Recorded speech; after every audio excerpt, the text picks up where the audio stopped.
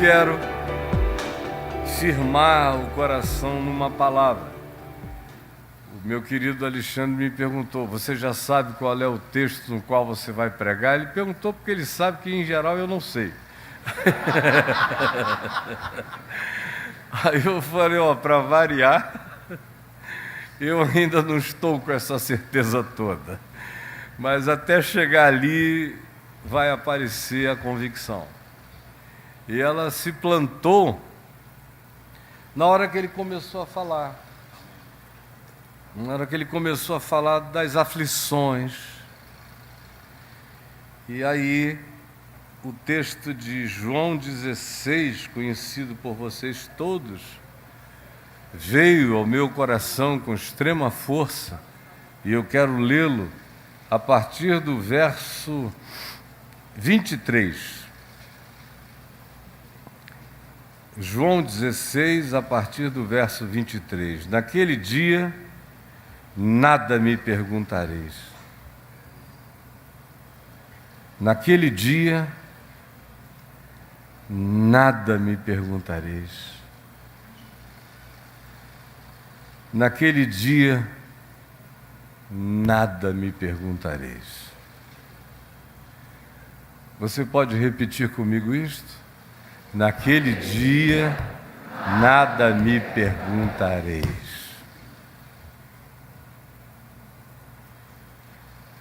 Eu tenho vivido com esta convicção toda a minha vida. Toda a minha vida, Deus sabe que eu nunca fiz uma pergunta. Uma pergunta. Minha mulher, nós estamos juntos há 20 anos, ela nunca me ouviu fazer uma pergunta para Deus. Nascem netos, morre filho, traições de todos os lados, amigos que você pensava que eram e não eram, gente que te confessava amor só para não dizer que te invejava, armações construídas em nome do amor, da piedade, da boa intenção, e que eram verdadeiros abismos camuflados. Gente com quem você contava e descobria logo que não podia contar. Amigos que imploravam para estar com você e você trazia, e logo depois eles desapareciam sem dizer porquê, para sempre. Amores congregacionais, cheios de passionalidade devocional para com você, mas que não suportavam o fato de você dizer: Deus me mandou ir para outro lugar. Eles se inimizam enciumados como uma amante abandonada. Mas eu nunca fiz perguntas. Nunca fiz perguntas sobre filhos. Por quê, Senhor? Por fases da vida. Nunca nem perguntei se era o diabo. Nunca quis saber de anjo e de diabo na minha vida. Eles se virem nas suas crises de identidade, porque se depender de mim, eles existirão sem validação. Eu aprendi que só tinha um poder para me manter vivo. E eu tinha 18 anos de idade quando eu fui atropelado por essa convicção. É justamente aquilo que Jesus está dizendo a eles. Hoje, vocês sentem tristeza. Vocês querem me interrogar, mas eu lhes digo: um pouco e não me vereis, outra vez um pouco e ver-me-eis. Em verdade, eu vos digo que chorareis e vos lamentareis, e o mundo se alegrará. Vós ficareis tristes, mas a vossa tristeza se converterá em alegria.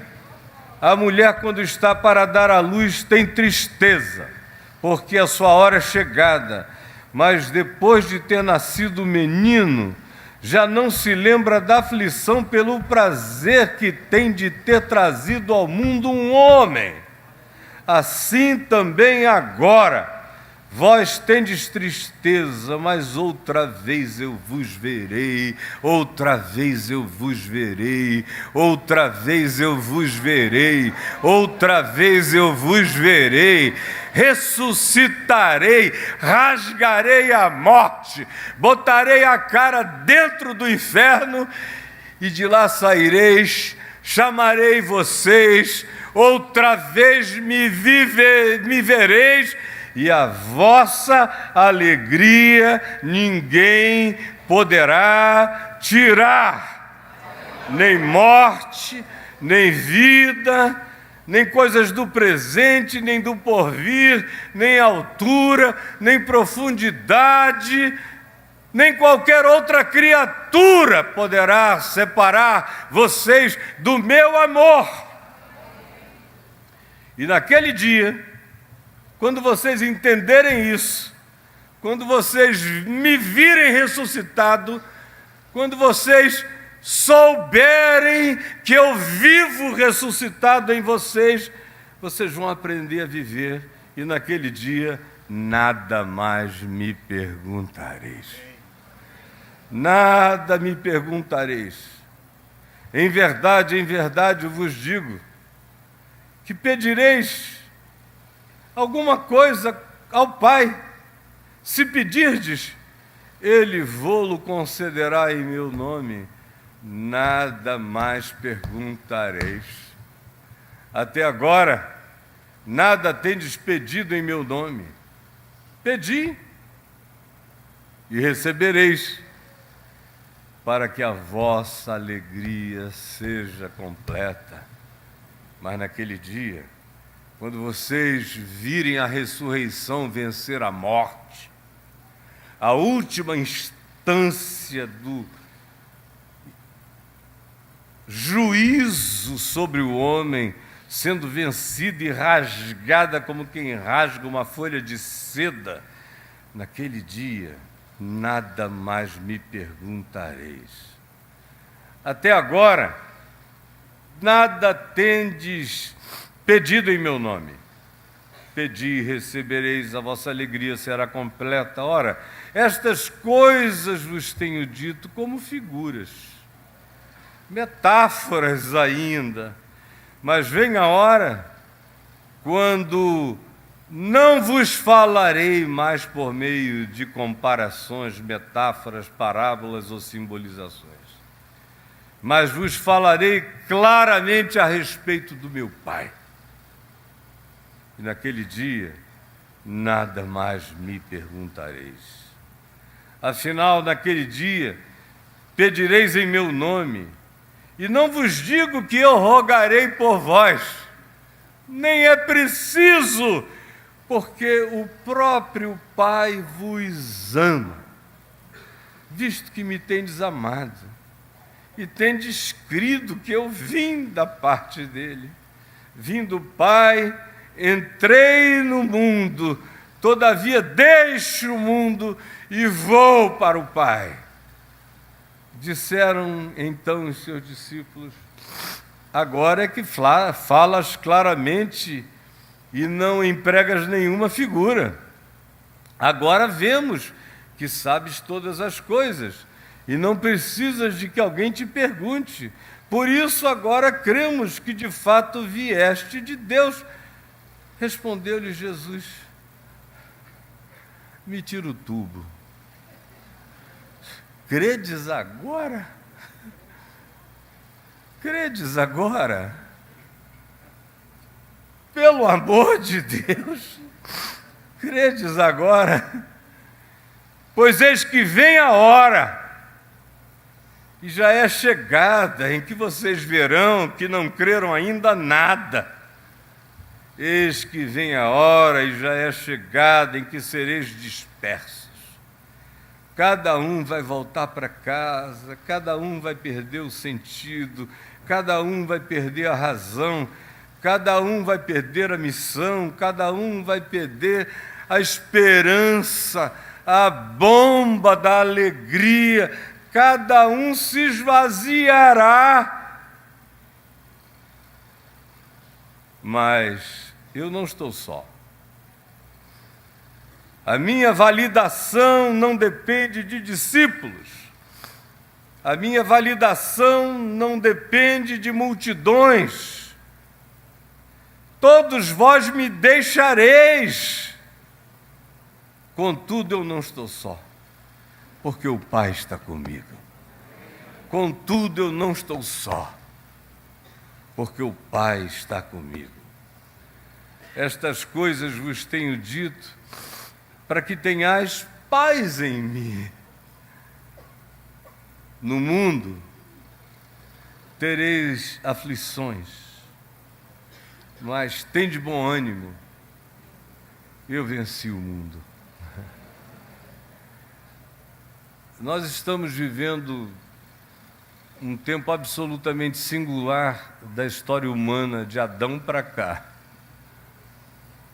Qualquer que seja a sua categorização de Adão, não importa, é muito mais figurativa do que cronológica e uma busca histórico-exaustiva. Não é esse o caso, isso é luta e angústia de descoberta de tolos. Adão é o nome do nosso primeiro ancestral. De lá para cá, tanto tempo quanto possa ter passado, e é outra coisa que não importa, até hoje, até aqui, até esta hora, até esse dia, até esse domingo, até esta manhã, não houve no relato, na narrativa da civilização humana, nenhuma descrição do fenômeno humano na Terra que se compare ao que está acontecendo entre nós. E olhe que quando Jesus disse isso aqui, foi sob o Império Romano, Tibérios, o imperador, brincando com os seus peixinhos lá em Anacapre, com aqueles garotinhos de 13, 14 anos que ele chamava de os meus peixinhos, entre eles Calígula, que cresceu molestado e enlouqueceu, conforme a história nos mostra, fazendo inclusive do seu cavalo preferido, Incetatus, senador da República, quase que o mandou para ser embaixador nos Estados Unidos por um pouco. Se conteve em última hora, mas o fez senador da República, Incetatus.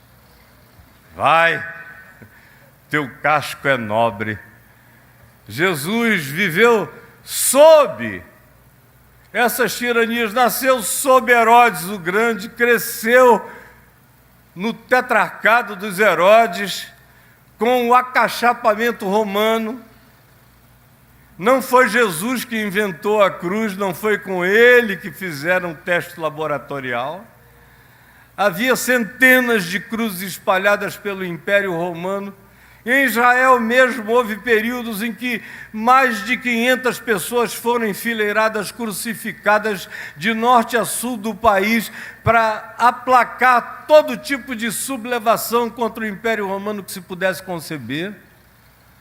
De modo que era um tempo indizível também aquele no qual Jesus vivia. A escravidão era um status de uma grandeza enorme, era quase como possuir um carro eletrônico do Elon Musk, um Tesla.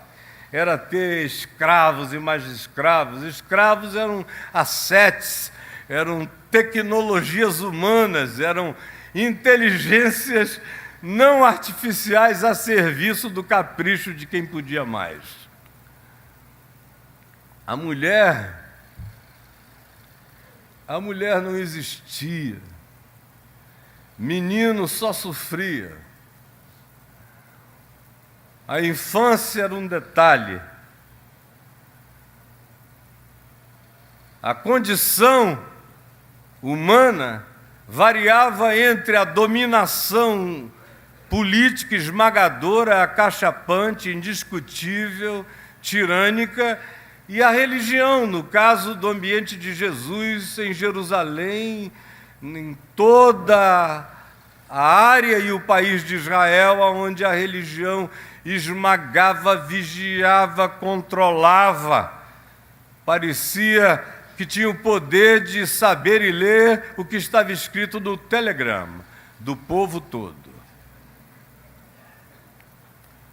E Jesus está ali, com a sombra da cruz projetada sobre ele, e aqueles discípulos, que a gente, na nossa mitologia evangélica, fica imaginando que são seres de uma extraordinariedade incomparável, mas está cheio de gente mais competente, mais capaz, mais enraizada, mais lúcida aqui, nessa sala, do que então com ele lá.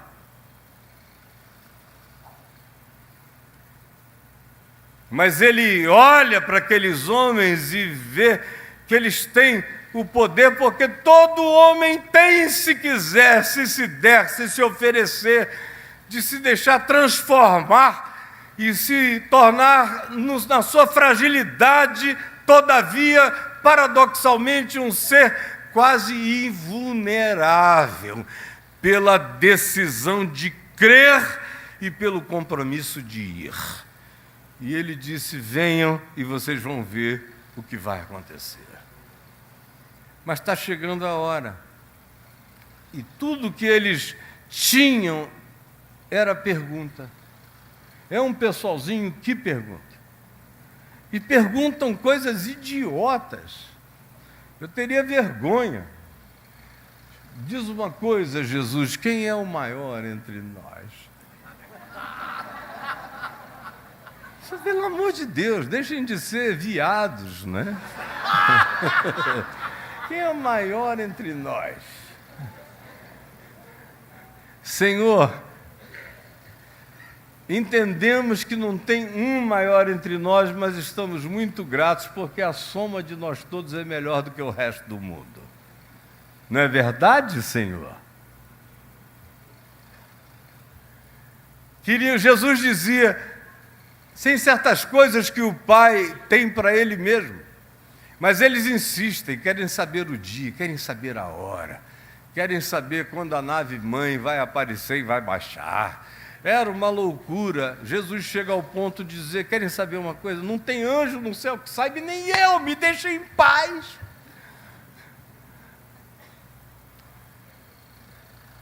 Nem o filho sabe. Vocês não conseguem viver sem saber?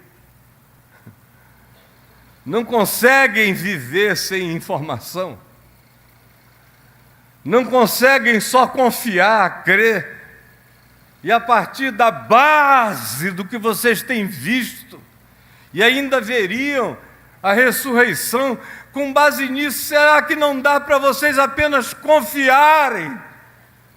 Confiarem que o Pai vos ama, que eu vos amo, que não vos deixarei sós, que não vos deixarei órfãos, que voltarei para vós outros, que lhes darei o Espírito Santo, que os consolarei todos os dias, que lhes falarei o que ainda não vos disse, porque não podeis suportar. Não se turbe o vosso coração. Credes em Deus, crede também em mim. Na casa de meu Pai há muitas moradas. Se assim não fora, eu vou-lo teria dito, mas vou preparar-vos lugar. E quando eu for e vos preparar lugar, eu voltarei e vos receberei para mim mesmo, para que onde eu estou, estejais vós também. Amém. E vós sabeis para onde eu vou. Eu sou o caminho, a verdade, a vida. Ninguém vem ao Pai senão por mim. Alguém pergunta: Senhor, mostra-nos o Pai, isso nos basta. E ele responde: Filipe, tem algum Filipe aqui?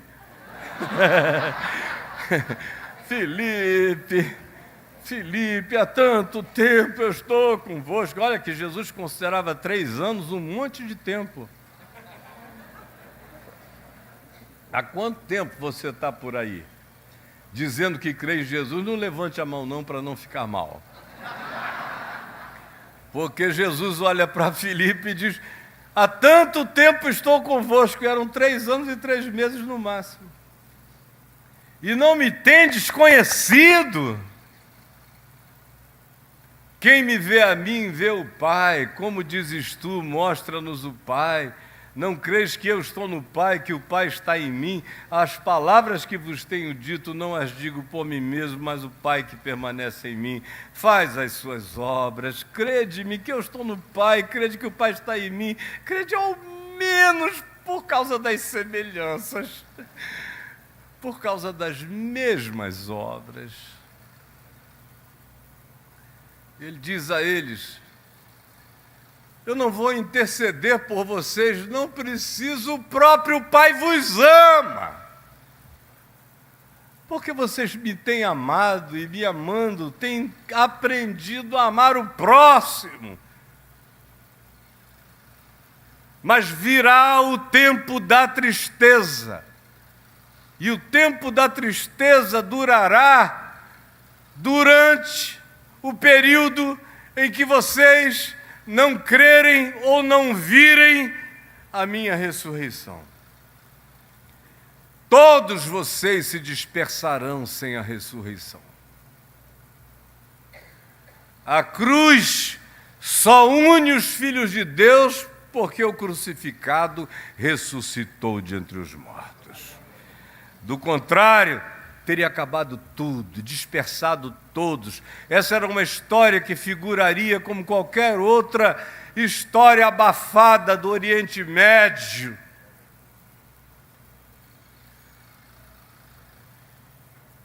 Mas eu outra vez vos verei. E quando vocês me virem, Tomé, pega aqui, toca, me apalpa. Sente, vê que um espírito não tem carne nem ossos, como vedes que eu tenho. Me vereis outra vez, e me vereis, e eu me manifestarei, e vos ensinarei, e aí a vossa alegria ninguém poderá tirar. Ninguém. E também, uma outra marca, é que nada mais me perguntareis.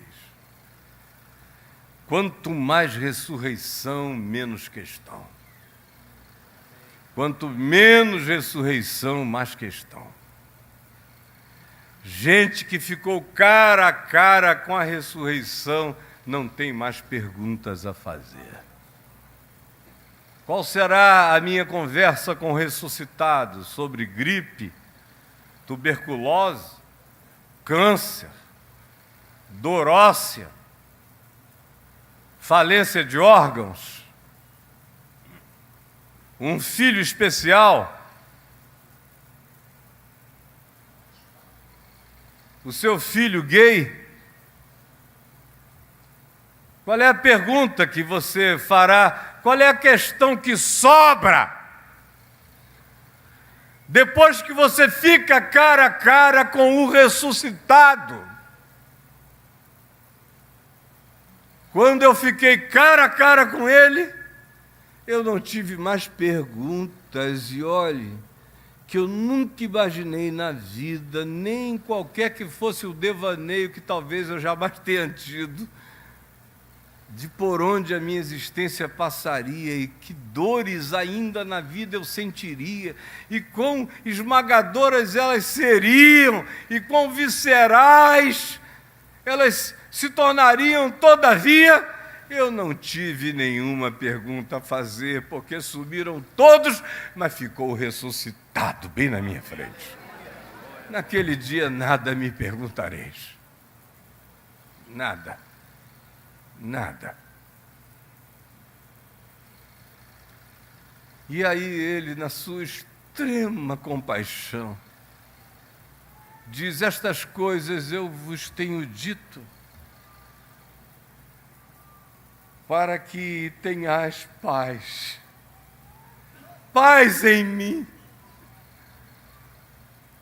Porque a multidão dos sustos, das perplexidades, como eu falei ontem à noite lá no centro de convenções, as perplexidades dessa era, as angústias, os pânicos, os homens desmaiando de terror pela expectativa das coisas que sobrevirão ao mundo.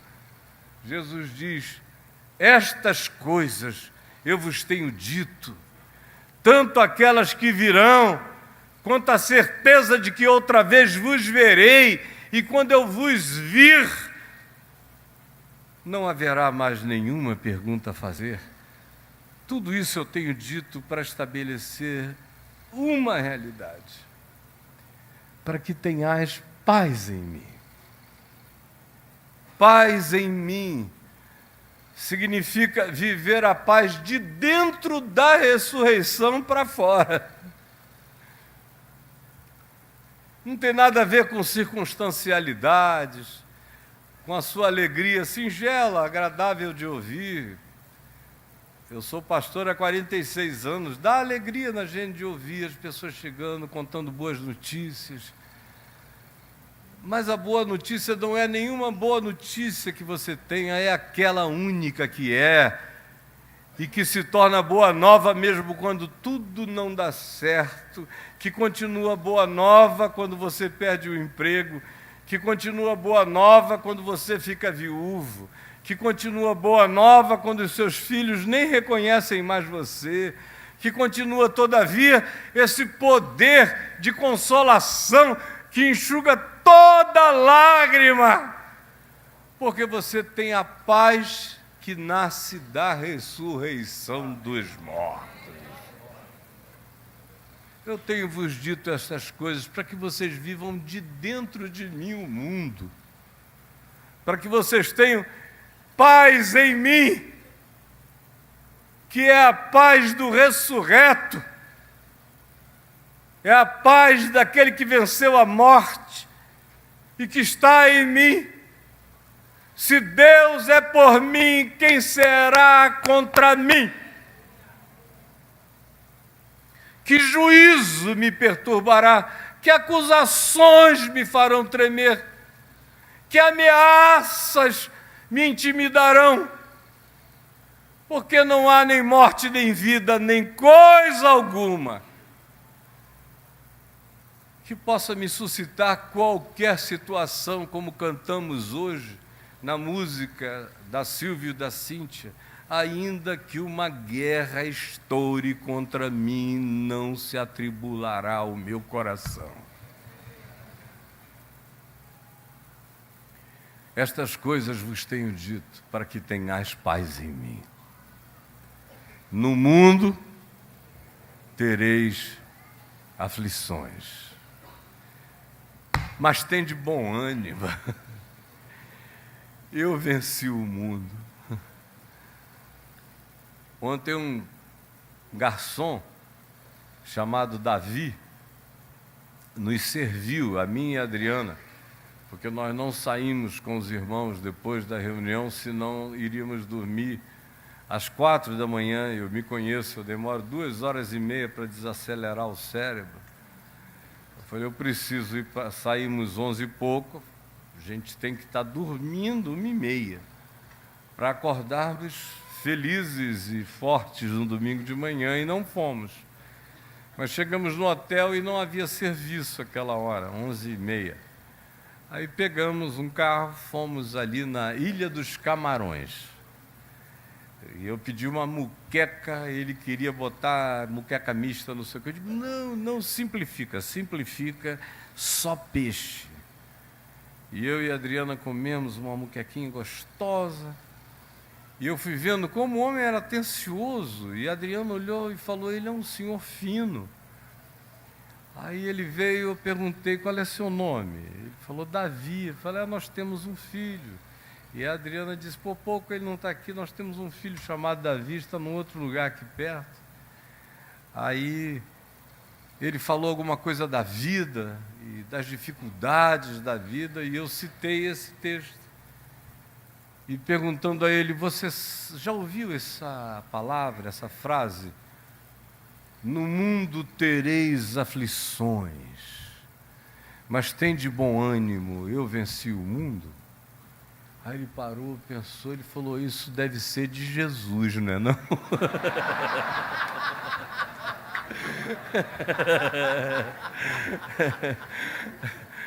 Eu falei: é de Jesus sim, meu amigo. Nenhum Buda do mundo te diria isso com essa certeza. Ele, no máximo, se fosse Buda, diria: no mundo tereis aflições e tenta não pensar no assunto, diminui a tua pessoalidade, mate os sonhos, não deseje nada.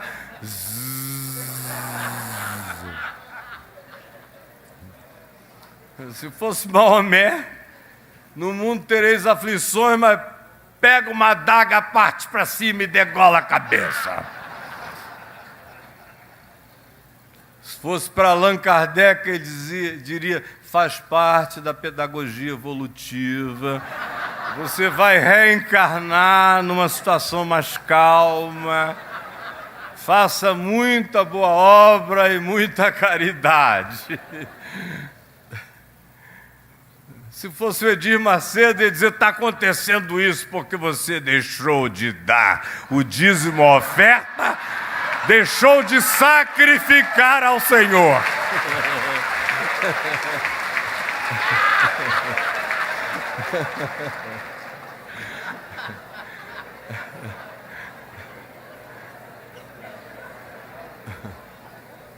No mundo tereis aflições.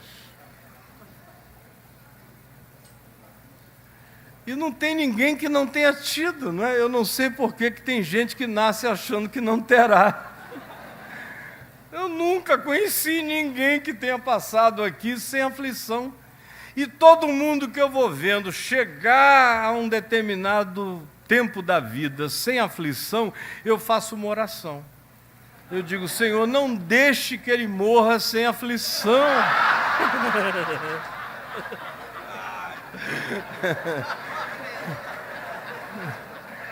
Porque sem aflição a gente fica idiota. Sem aflição, a nossa espiritualidade se embabaca por inteiro. Sem aflição você fica arrogante, soberbo, indiferente, perde o espírito de solidariedade, perde a empatia, perde o compromisso. Deixa e foge de se associar à dor do próximo. Sem aflição ninguém aprende a chorar com os que choram, para também aprender a se alegrar com os que se alegram. Sem aflição a gente se desumaniza. No mundo tereis aflições. É normal, faz parte. Viver com ambivalência, com ambiguidade, com a incerteza, com a impermanência, faz parte. Criar um filho todo certinho, aí de repente o menino aos 21 anos descaceta. A palavra é essa. Podia dizer: o meu português é rico, o vernáculo que Deus me deu grande, mas a palavra é descaceta. Eu podia usar 15 sinônimos, mas é essa a melhor palavra. Aí fica ali o pai e a mãe: Senhor, por quê? Naquele dia nada me perguntareis.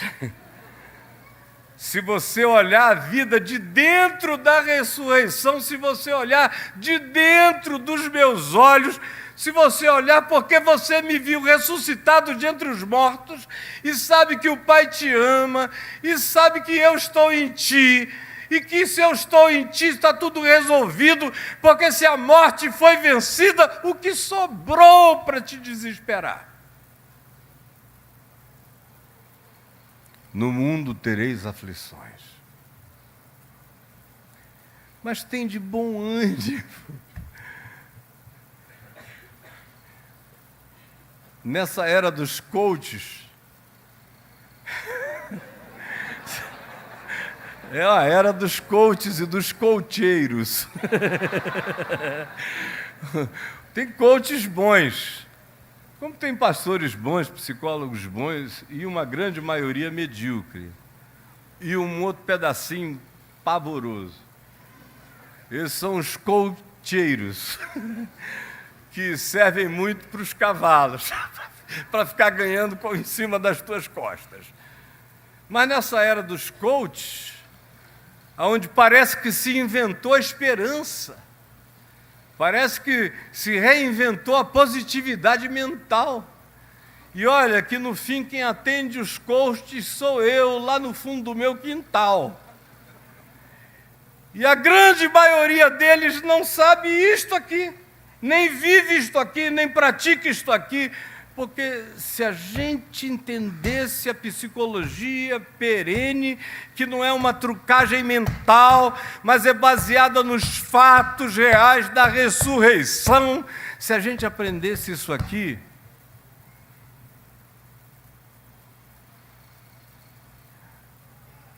se a gente aprendesse isso aqui, não sobraria quase nada para mais ninguém.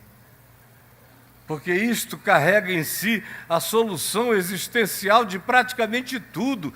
Isso mata o subjetivismo, as perguntas, isso acaba com os traumas. A ressurreição cura traumas. E se a ressurreição não curar traumas, o que mais curará meus traumas?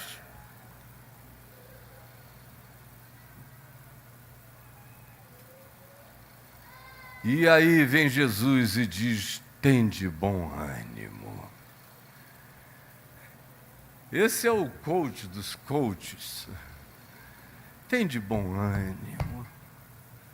Olhem para mim, olhem para a tumba vazia, olhem para o que vocês viram do amor de Deus, olhem para o Espírito da ressurreição, que ressuscita mortos que estavam mortos fisicamente, e ressuscita mortos que estavam mortos mental e espiritualmente. Tenham bom ânimo quando pecarem, porque eu sou aquele que volta e volta e volta, e voltarei sempre dizendo: filho, estão perdoados os teus pecados. E a ousadia de quem crer nele vai ficando tão grande, ele te habita, a ressurreição está dentro de ti. Você anda pela rua, me desculpem, eu digo isso com temor e tremor, mas eu vou andando pela rua como um Jesus ressuscitado na terra. Cristo vive em mim. Quem não gosta disso, vá dormir com essa angústia. Mas eu sou um Jesusinho andando por aí. E serei até o último dia da minha vida. Tenha bom ânimo. Meu único bom ânimo vem daqui, vem dele. Minha mulher nunca me viu dizendo: baseado em Freud, eu irei processar isso, baseado nas percepções de Jung, baseado em Lacan. Tudo isso é útil, é legal, é bom de saber. Mas nenhum deles diz para você: estão perdoados os teus pecados. Nenhum deles diz para você: levanta, toma o teu leito e anda. Nenhum deles diz para você: eu sou a ressurreição e a vida, quem crê em mim, ainda que esteja morto, viverá, e todo aquele que crê em mim, ainda que morra, viverá, ou ainda que aquele que crê em mim nunca morrerá eternamente, não conhecerá a morte, passará da morte para a vida. Quem pode dizer além dele o que ele disse? E se você crê que, além de tudo, ele rasgou a morte, aí não há mais perguntas a fazer. E o meu justo viverá pela fé. Tem de bom ânimo. Está cheio de gente aqui que perdeu o bom ânimo. Tem muita gente que vem aqui domingo após domingo para tentar receber uma injeçãozinha de bom ânimo. Mas que se ficar um mês sem aparecer, já diz assim, eu estou fraquejando na fé. Está fraquejando na boia que te jogaram. Mas no dia em que você for testemunha existencial da ressurreição pela fé no seu coração, cairão 1000 ao teu lado e 10.000 à tua direita, mas o teu peito explodirá em esperança invencível. Tende bom ânimo.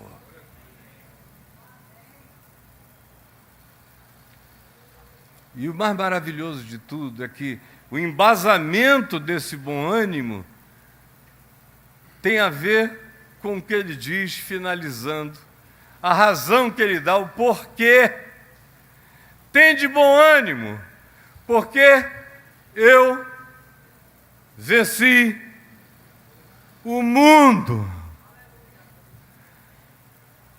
Aí ontem eu fui ali para a varanda, depois da conversa com o Davi, enquanto a Adriana ia ao banheiro, para a gente tentar dormir, eu abri a porta do quarto, olhei a varanda lá fora, tinha um chuvisquinho caindo, e o que eu tinha conversado com o garçom voltou à minha mente. E essa expressão, porque eu venci o mundo, me deu uma alegria, uma vontade de dar um grito na varanda. Porque eu venci o mundo. Porque eu venci o mundo. Alexandre o Grande, meu Deus, que neurótico, desesperado, brigando com o fantasma do seu pai Filipe. Até onde que papai ganhou? Ah, fronteira tal, vou passar, vou até a Índia. Brigando com o pai, com os fantasmas do passado.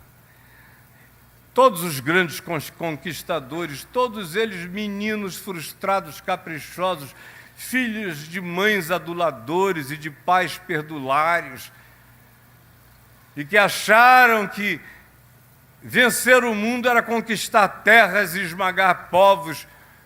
Não passavam de playboys de um tempo primitivo, idiotas como alguns que a gente tem revivendo em nossa terra. Aí lá vem Jesus. Tudo que ele fez foi com madeira. Por isso não sobrou nenhuma mesa como relicário da sua obra. Não esculpi em pedra, não escreveu um livro e nem disse, em verdade vos digo, após a minha partida, produzais 4 evangelhos. Um será de Mateus, um de Marcos, um de Lucas e um de João. Não. Não pediu registros. E nas alusões dos evangelhos, o único texto que se diz que ele escreveu foi na areia e apagou logo depois.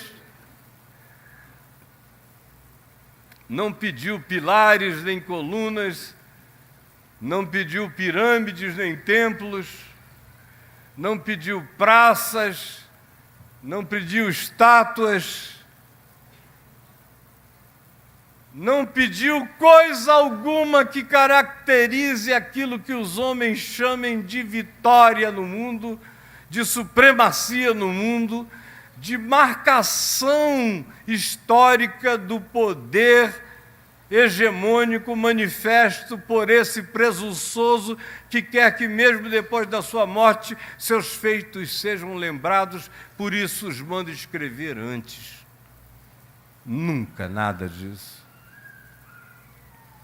É um verdadeiro inconsequente esse Jesus de Nazaré.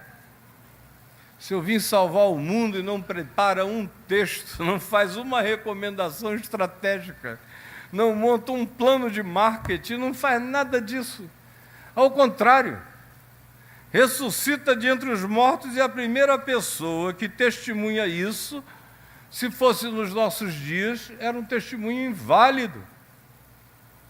Teria sido internada 7 vezes numa clínica psiquiátrica. Maria Madalena, de quem expulsou 7 demônios, é a primeira testemunha dessa ressurreição que venceu o mundo. E depois aqueles perrapados todos que tinham vindo da Galiléia, são as testemunhas de que ele venceu o mundo. E ele não faz a menor questão de evocar nenhum testemunho superior, de nenhuma autoridade reconhecida, de nenhum sinédrio, de nenhum tribunal, de nenhuma junta de verificações. Não!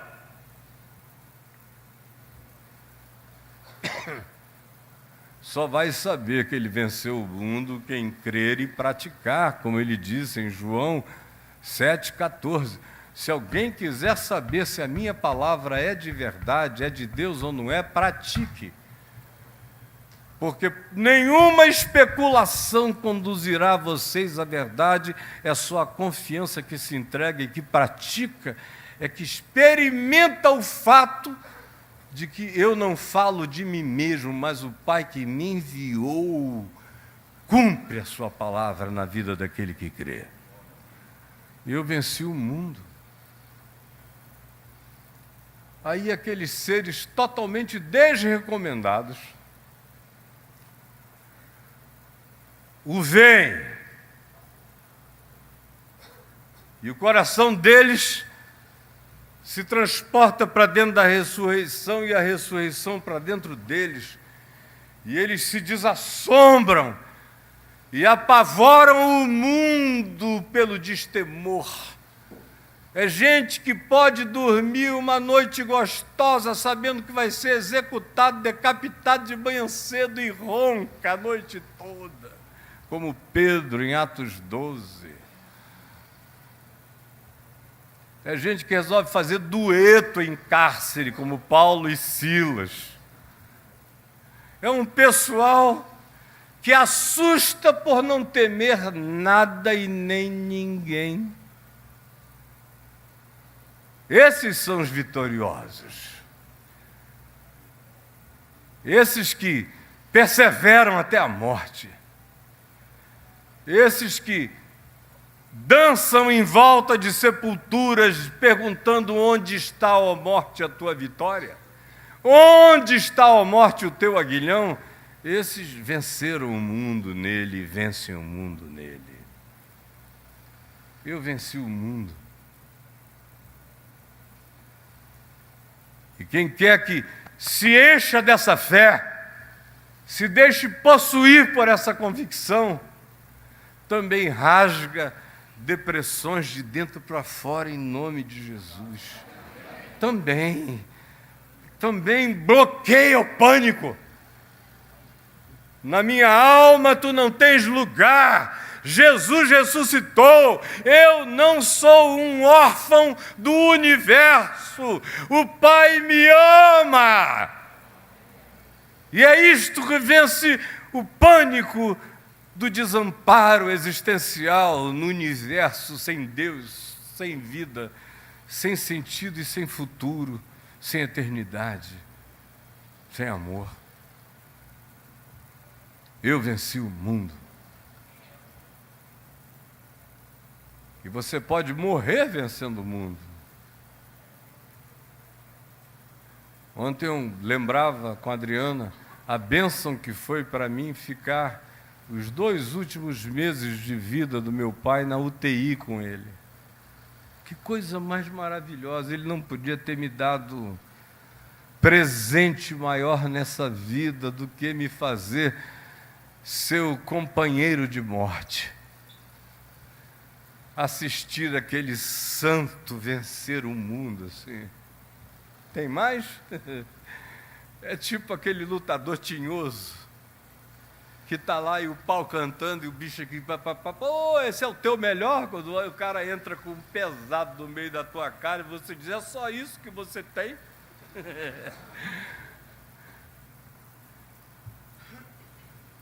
Porque papai morreu 13 vezes em 60 dias. 13.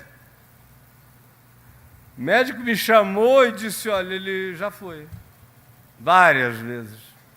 Outras vezes ele disse, não tem mais volta. Teve um dia que depois dele já ter morrido naquela semana umas 2 ou 3 vezes, e ressuscitado, eu fui para casa cansado para tomar um banho e disse, eu volto já. Quando eu estou chegando em casa, o médico me liga e diz, olha, ele morreu. Porque ele sofreu de uma discrasia sanguínea. Eu nunca tinha ouvido falar em discrasia sanguínea. Aí eu falei, Google, o que é discrasia sanguínea? Aí o Google me respondeu, dizendo que é uma doença que desconstitui o sangue, desconstrói o sangue, demole o sangue, é uma falência da estrutura do sangue, mas que foi identificada pelos chineses há muitos milênios atrás e até o dia de hoje a ciência não consegue exatamente explicar por que acontece. Eu falei, muito obrigado. E fui para lá. Cheguei lá, parecia que tinham montado a cena de uma Pietà. O andar vazio. O médico não quis nem entrar comigo de tão sofrido que ele estava. Ele falou, abra a porta e entre, pastor. Aí eu abri a porta e vi meu velho pai, com o peito todo aberto, e os braços arriados, para o lado da maca, da cama de operação, um spot enorme em cima dele, aquela luz. E eu vi a cruz, eu vi a cena que Miguel Ângelo gostaria de ter esculpido, de tão linda. E eu não consegui nem entrar. Me deu um gozo eterno. Eu saí e falei ao médico, espera aí só um minutinho. Entrei no banheiro, fechei a porta, botei a cara no chão e chorei de alegria e disse, obrigado, Senhor, porque os meus olhos viram a tua glória.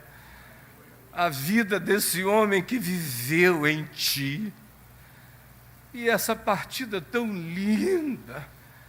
Obrigado pelo privilégio de carregar uma imagem dessa grandeza escatológica na minha mente. Adorei ao Senhor, como se diz que Abraão adorou antes de imolar Isaque.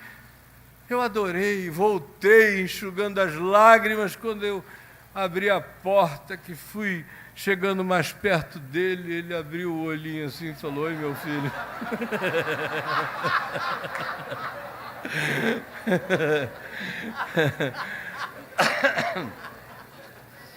Teve um dia que ele morreu 3 vezes do coração.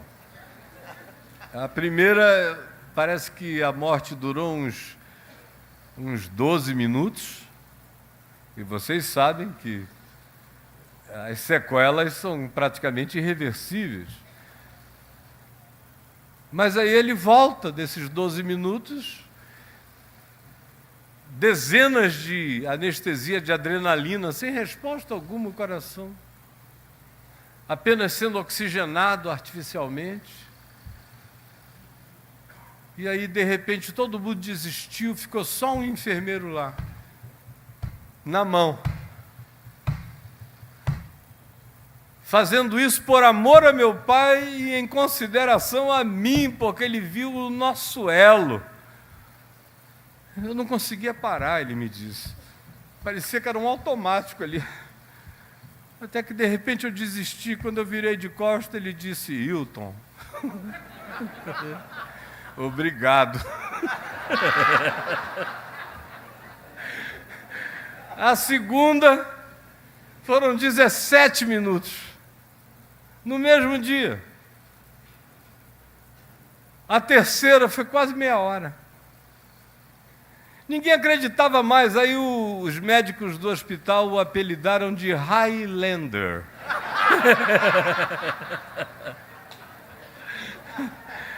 Meu Deus, isso é que é vencer o mundo. Ele não está nem aí. Aí ele volta, a Adriana, coitada, foi lá visitá-lo, ele já estava dessa operação que ele ficou aberto com... O médico falou, eu fecho, eu deixo em emplasto. Eu falei, olha, pelo sim e pelo não, deixo em emplasto. Porque a gente não sabe se vai precisar mexer de novo, só dá uma amarrada legal aí.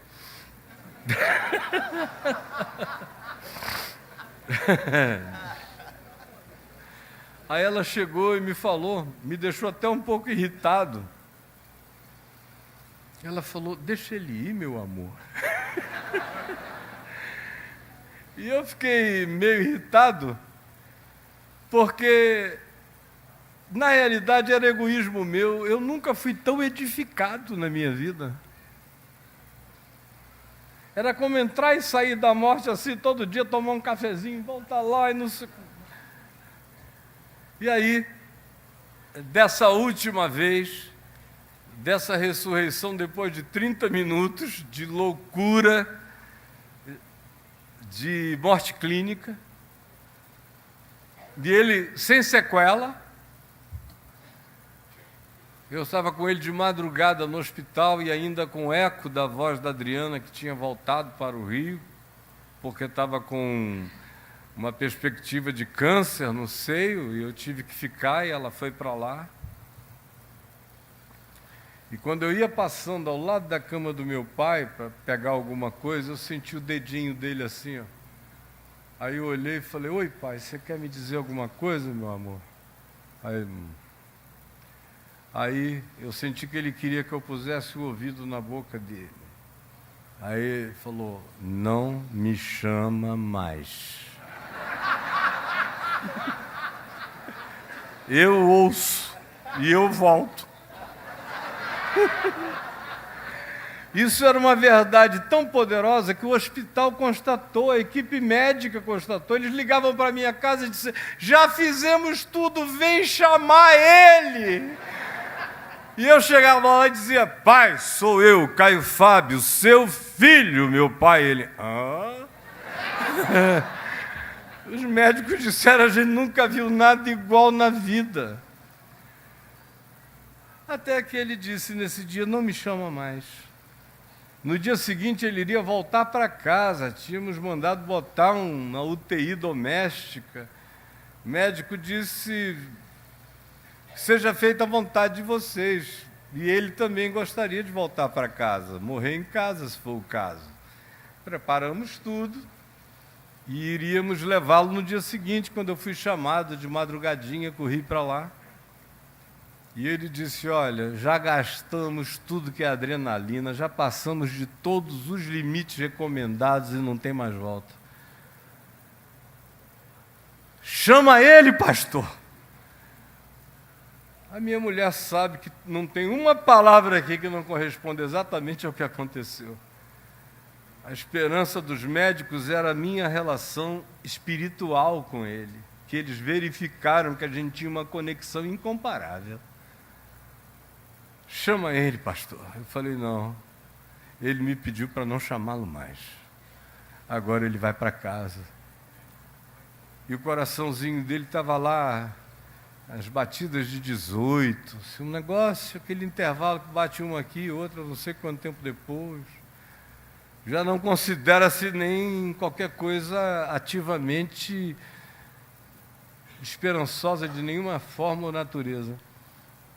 E aí eu falei no ouvido dele, papai, chegou o dia, e você está indo hoje, dia 14 de setembro de 2007, cessam as suas aflições neste planeta, e eu te encomendo ao nosso Pai que está nos céus. Foi o maior privilégio da vida, depois de conhecer Jesus, foi ter te conhecido.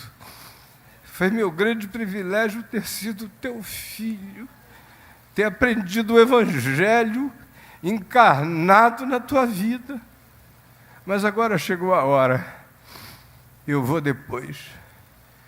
Vai, paizinho, vai abraçar o nosso Pai. Aí o coração dele, enquanto eu falava, foi para 90. A minha mãe chegou, ele já estava de novo lá nos 19, 20, 21. E ela, meu velhinho, meu amor, começou a falar de amor com ele, o coração dele foi para 90 e tantos.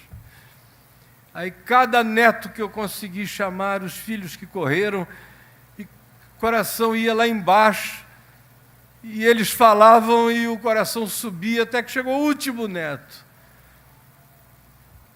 E ele já estava quase ido, almost gone, quando o Jonatas disse: vozinho, sou eu, o Jonatas, eu só vim te agradecer, porque você me amou tanto. E aí o coração dele foi lá para cima. Aí eu falei: agora acabou, foi a última conversa, fecha a porta. E aí ele foi flatline. Enquanto a Adriana estava me ligando e eu vendo ele fazer o flat lá, mamãe de um lado, as minhas irmãs em cima de mim, a família toda em volta de mim chorando, e eu com o celular, e a Adriana dizendo: meu amor, graças a Deus, tiraram, veio o resultado, eu estou bem, aleluia, louvado seja o Senhor. E eu dizendo: amém, aleluia, graças a Deus, meu amor, você está bem. Aí ela falou: e o seu paizinho? Aí eu falei: enquanto você estava me contando essa notícia, eu estava vendo ele desaparecer ali na linha da máquina, ele acabou de ir. Aí ela caiu no pranto do lado de lá e o meu coração estava absolutamente satisfeito. No mundo tereis aflições, e essa de sepultar um santo é a menor de todas. O que é difícil é quando uma mãezinha recebe a notícia de que o filhinho que acabou de nascer tem microcefalia, ou nasceu com condições cerebrais totalmente inviabilizadoras de qualquer vida funcional. Que dor, que futuro, que perspectiva. São pais que começam a trabalhar hoje para poderem, quando morrerem, deixarem recurso bastante para que aquele filho que os sobreviva seja cuidado por outros até ele mesmo partir. No mundo tereis aflições.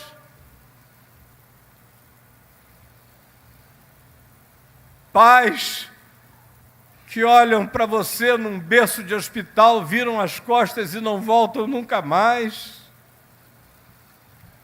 No mundo tereis aflições. Se não bastassem já todas essas que estão anunciadas profeticamente por Jesus como sendo de expectativa tão angustiosa que os homens desmaiarão de terror, de pânico, pela expectativa das coisas que sobrevirão ao mundo, ainda há essas que nos acompanham todos os dias. Mas eu tenho-vos dito estas coisas para que tenhais paz em mim. Repita comigo: mas eu tenho-vos dito estas coisas para que tenhais paz em mim. No mundo tereis aflições, mas tende bom ânimo, eu venci o mundo, aleluia, louvado seja o nome do Senhor. E esta, diz o apóstolo João, no capítulo 5 da sua epístola, e esta é a vitória que vence o mundo, a nossa fé em Jesus, o Cristo. Esse é o Espírito no qual eu vivo, essa é a palavra que eu creio, que quem nela não e dela não se apossar, não vai aguentar a expectativa horrenda das coisas que sobrevirão ao mundo. Porque sem isso, ninguém suporta as dores da alma, sem essa força, ninguém aguenta o poder do pânico, sem essa reação, sem essa resposta em fé, sem essa pacificação nele, para que tenhas paz em mim. Sem isso ninguém enfrenta nada, sem isto o risco de desistir é cada vez maior. Eu nunca atendi a soma da minha vida inteira, faz 46 anos que eu ouço pessoas e prego a palavra. Mas a soma de todos os anos anteriores não são para comparar com a quantidade de suicidas que eu atendi, de pais de filhos que se suicidaram, mulheres, maridos, de gente se matando ou desejando morrer nos últimos 4 anos. É enorme. Pastores, mulheres de pastores, filhos de pastores, e só no ambiente daqueles que dizem que têm esperança.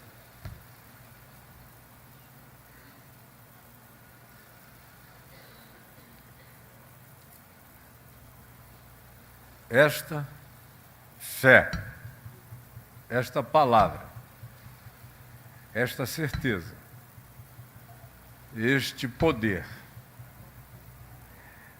essa vida da ressurreição em mim, essa paz do ressuscitado de entre os mortos que é a minha, que me habita, que vence a morte e que vence qualquer que seja a expectativa de catástrofe, é que vence tudo.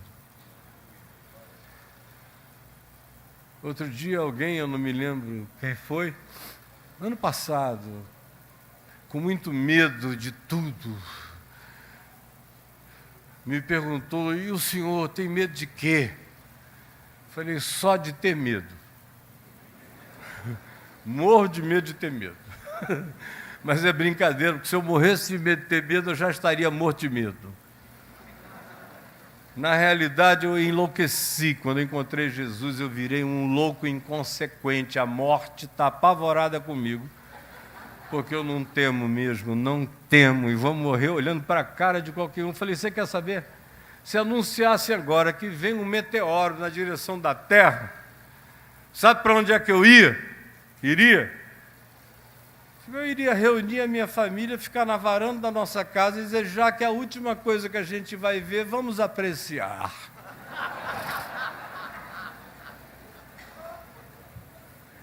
Esta é a vitória que vence o mundo, e não é jactância, não é triunfalismo, não vem de nós, é dom de Deus, é fé que vem dele, que é nutrida e que precisa ser nutrida, praticada, exercitada, crida, vivida, e quanto mais você a vive, mais ela cresce, mais ela se expande, mais ela se fortalece, mais ela te vence, e mais nela você vence o mundo, qualquer era, qualquer geração, qualquer que seja a construção, qualquer que seja a criatura, qualquer que seja o elemento alienígena. Tereis, não vos evadireis, acontecerá a todos os que habitam sobre a terra e sobre os cristãos também, e eventualmente até mais.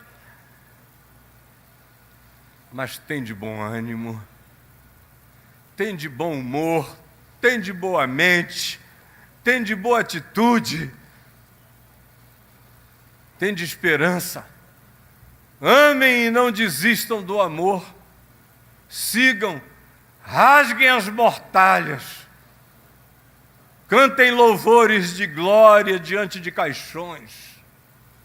A morte morreu. O mundo está vencido. O príncipe deste mundo está vencido. Eu venci o mundo. E esta é a fé que vence o mundo. A nossa fé em Jesus.